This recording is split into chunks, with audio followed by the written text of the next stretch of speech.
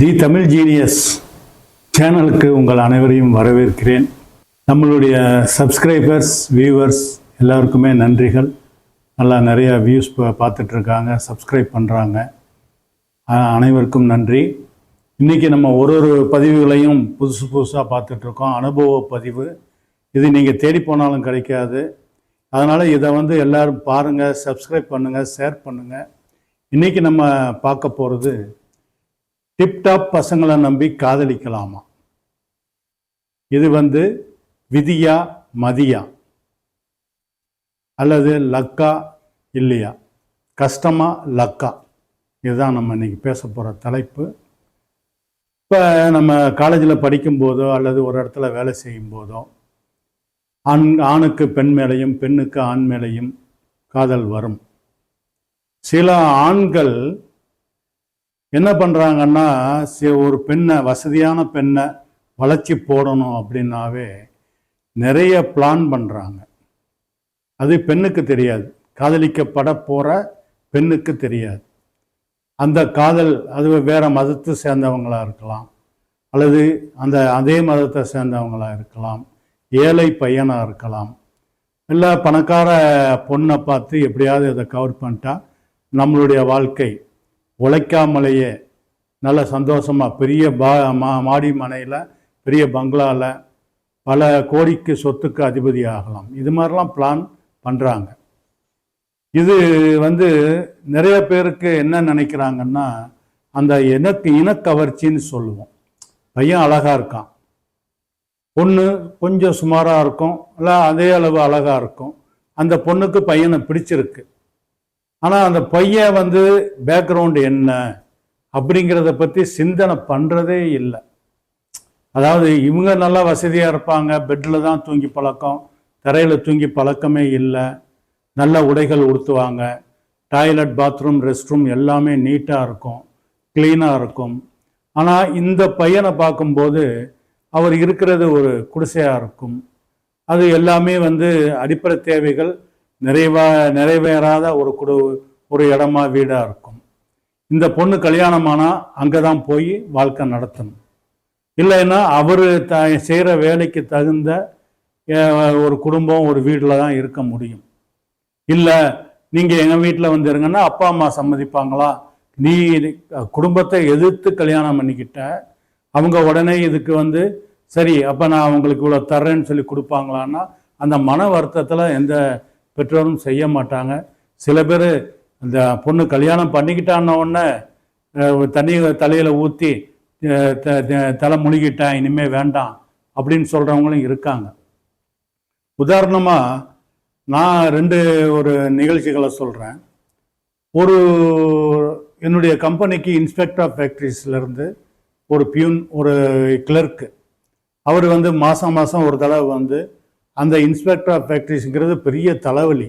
அத்தனை ரெஜிஸ்டர் எழுதணும், இத்தனை பேர் வந்திருக்காங்க, அவங்களுக்கு ரெஜிஸ்டர்லாம் பார்த்து அவங்க எல்லாமே கேட்பாங்க. ரெஸ்ட் ரூம் எப்படி இருக்குது, என்ன மாதிரி மின்சார உபகரணம் எப்படி பயன்படுத்துகிறோம், இது எல்லாத்தையும் பார்த்து அந்த ரெஜிஸ்டரை கொடுத்து அங்கே போய் அவங்க இன்ஸ்பெக்டர் ஓகே பண்ணணும். அது தவறுனா நம்ம கோர்ட்டுக்கு போகணும். அப்போ அவர் வீட்டு எனக்கு நண்பராகிட்டார் அந்த கிளர்க். அவர் நான் வாஸ்தெல்லாம் பார்க்குறேன் அப்படின்னு சொல்லி, நான் பார்த்தது எப்படின்னா, என்னுடைய குருநாதர் எனக்கு வாஸ்து பார்த்து கொடுத்தாரு. இன்னைக்கு அது ரொம்ப நல்லா இருக்கு. கிட்டத்தட்ட 20-25 வருஷமாக நான் அதை உணர்ந்துட்டுருக்கேன். நிறைய பேருக்கு சொல்லிகிட்டு இருக்கேன், நண்பர்களுக்கு, தெரிஞ்சவங்களுக்கு. அப்போ அவர் வீட்டுக்கு நான் பேச்சுவாக்கில் சொல்லும்போது இதை சொல்லி போய் என் வீட்டை பாருங்கன்னாரு. வீட்டில் இருந்த குறைகளை சரி பண்ணி இப்படி பண்ணணும்னு சொல்லிகிட்டு இருக்கும்போதே எதிர்த்தாப்புல ஒரு சாதாரண வீடு, ஒரு கூரை வீடு தான். அந்த வீட்டுக்குள்ளே இருந்து ஒரு பையன் டிப்டாப்பான ட்ரெஸ் பண்ணிக்கிட்டு, டை கட்டிக்கிட்டு, அநேகமாக ஏதாவது ஒரு ஹோட்டலில் ரிசப்ஷனிஸ்டாவோ இல்லை ஏதாவது ஒரு வேலையில் இருக்கலாம். ரொம்ப இதாக அந்த வீட்டிலேருந்து வெளியில் வந்தார். ஒரு பைக்கில் எடுத்து போகிறாரு. அப்போ அந்த கிளர்க்கிட்ட கேட்டேன், யாருங்க இவர்? ரொம்ப பையன் பார்த்தா அவ்வளவு லட்சணம். இல்லைங்க இவர் யார் என்னன்னா, இல்லை அவர் பையன்தான், அவர் சும்மா ஒரு பெரிய குடிகாரர், இவன் இப்போ தான் வேலைக்கு ஜாயின் பண்ணியிருக்கான், போயிட்டுருக்கான், 4 நாள் போவான், 5 நாள் போவான், போக மாட்டான். இந்த மாதிரிலாம் ஏதோ சொன்னார். இதே மாதிரி இப்போ அந்த அந்த பையனை நம்பி ஒரு பொண்ணு காதலிச்சு கல்யாணம் பண்ணிட்டால் அடுத்த நிலைமை என்னங்கிறத அந்த பொண்ணு யோசிக்கணும். அதுக்கடுத்து ரெண்டாவது இன்னொரு நிகழ்ச்சி, சென்னையில் ஒரு காலேஜில் ஒரு பொண்ணு படிச்சிட்டு இருக்கு. அந்த பையன் பார்க்க நல்லா லட்சணமாக இருப்பான். டெய்லி ஒரு சட்டை, காலையில் ஒரு வண்டியில் பார்த்தாருன்னா சாயந்தரம் வேற வண்டி, இன்னொரு நாள் காரு. இப்போ இப்படி எடுத்துக்கிட்டு தான் அவர் அந்த பொண்ணை மீட் பண்ணுவார். அந்த பொண்ணு காலேஜை கட் பண்ணிட்டு கிளம்பிடுறோம். 2 பேரும் பைக்கில் ஒன்றா போவாங்க வருவாங்க. கூட படிக்கிற பொண்ணுங்கள் கூட இந்த பொண்ணுக்கு இப்படிப்பட்ட வாழ்வா. ஆனால் அந்த பொண்ணு வசதியான பொண்ணு, ஓரளவுக்கு வசதி, ரொம்ப பெரிய வசதி கிடையாது, ரொம்ப கம்மியும் கிடையாது, மீடியமை விட கொஞ்சம் கூட. அவங்க அப்பா நல்ல ஜாப்ல இருக்காரு, மாதம் கிட்டத்தட்ட 1 லட்ச ரூபாய்க்கு மேலே சம்பளம் வாங்குறாரு, எல்லாமே நல்லா பார்த்துக்கிறாரு. இந்த பையன் இப்படி வந்த உடனே ஒரு நாள் சரி கல்யாணம் பண்ணணும்னு சொல்லும்போது எப்படியோ அப்பா அம்மா சம்மதம் இல்லாமையே கல்யாணம் பண்ணிட்டாங்க. வீட்டில் அவங்கள சேர்த்துக்கல. மறுநாள் போகும்போது அந்த பையனுடைய வீடு ரொம்ப கேவலமாக இருக்கு. அதாவது இந்த கேவலம் சொல்கிறத விட அவன் அந்த ஏழ்மை நிலையில் வீடு கூட அந்த வசதி இல்லாத அது மாதிரி ரொம்ப மோசமாக இருக்குது. அந்த மோசமான வீட்டில் இந்த பொண்ணால் இருக்க முடியல. நான் சொன்ன மாதிரி ரெஸ்ட் ரூம் பிரச்சனை. அது இல்லாமல் இந்த பையனுடைய குணம் காதலிச்சு கல்யாணம் பண்ணுற வரைக்கும் ஒரு மாதிரி நல்லா இருந்தான். அதுக்கு பிறகு ஒரு 15 நாள் 1 மாதத்துலேயே அவனுடைய மிருக குணம் வெளியில் வருது. அடிக்கிறது, பிடிக்கிறது, அது தள்ளுறது, மதிக்கிறது இல்லை. இது மாதிரியான குணங்கள் வெளியே வரும்போது அந்த பொண்ணு மனசு நொந்து, அதாவது சூசைட் பண்ணிக்கலாமா இல்லை என்ன பண்ணுறது மனக்குழப்பத்தில் இருக்கும்போது எப்படியோ யாரோ ஒரு ஃப்ரெண்டுக்கிட்ட சொல்லி, அந்த ஃப்ரெண்டு அவங்க அப்பா அம்மாட்ட சொல்லி உடனடியாக அந்த பொண்ணை கூட்டு போயிட்டாங்க. அப்புறம் நிறையா சட்ட பிரச்சனைகள்லாம் வந்தது.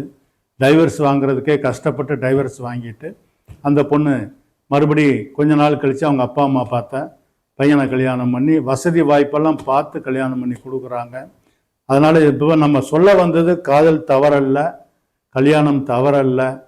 நீங்கள் இது அந்த ஜாலியாக, அது சில பேருக்கு அது அமையும்.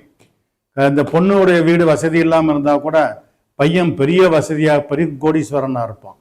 அது போன உடனே இது பெரிய இடத்துல வாழ்க்கை அவ்வளோ நல்லா இருக்கும், இது ஜாலியாக இருக்கும். சில பெண்கள் வசதியாக இருந்துட்டு தன்னுடைய கணவன் அவங்கள போய் செக் பண்ணாமல் வீடை எதுவும் பார்க்காம கல்யாணம் பண்ணிவிட்டு அப்புறம் போனால் அங்கே நிலைமை தலைகீழாக இருக்கும், ஒன்றும் செய்ய முடியாது. அது ஒரு நமக்கு பேட் லக். அந்த மாதிரியான கஷ்டமாகவும் இருக்கும். இதையும் யோசனை பண்ணணும். அதனால் நம்ம வியூவர்ஸுக்கு சொல்லிக்கிறது, குறிப்பாக படிக்கிற காலத்தில் கல்லூரி மாணவர்களுக்கும் சரி, ஆஃபீஸில் ஒன்றா வேலை பார்க்குறவங்களுக்கும் சரி, எல்லாருக்குமே முதல்ல காதலிங்கிறதுக்கு முன்னாடி அவரை பற்றி பேக்ரவுண்ட் ஃபுல்லாக செக் பண்ணிக்கிங்க. ஏன்னா காதலிக்கும் போது ஒரு குணம் இருக்குது, கல்யாணம் பண்ண பிறகு குணம் மாறுது. அது ஆணுக்கும் சரி பெண்ணுடைய குணமும் அப்படி தான் இருக்குது. ஆனால் நல்லா தீர விசாரித்து யோசனை பண்ணி நல்ல விதமாக பார்த்து ஒரு சீக்கிரம் கல்யாணம் பண்ணுங்க. கல்யாணம் பண்ணுறது எல்லாருக்கும் அவசியம். அது வாழ்க்கை இனிமையாக இருக்கணும், கடைசி வரைக்கும் ஒன்றோட ஒன்று இருக்கணும், பிரியாமல் இருக்கணும். அதுக்காக தான் நம்ம கல்யாணம் பண்ணுறோம். கல்யாணம் பண்ணுறது ஒரு தனி இன்பம். அது எல்லாருக்குமே குழந்தை குட்டிகளோடு இருந்து வாழ்க்கையை அனுபவிக்கிறது அதை விட பெரிய இன்பம். இது எல்லாத்தையும் நம்ம அனுபவிக்கணும்னா முதல்ல ஆரம்பம் நல்லா இருக்கணும். முற்றும் கோணலாக ஆகிடக்கூடாது. முதல் கோணல் முற்றும் கோணல். அதனால் இந்த விஷயத்தில் கவனமாக இருக்கணும்னு எல்லார்ட்டையும் கேட்டுக்கிட்டு இந்த பதிவை நிறைவு செய்கிறேன். எல்லாருக்கும் வணக்கம். வாழ்க வளர்க.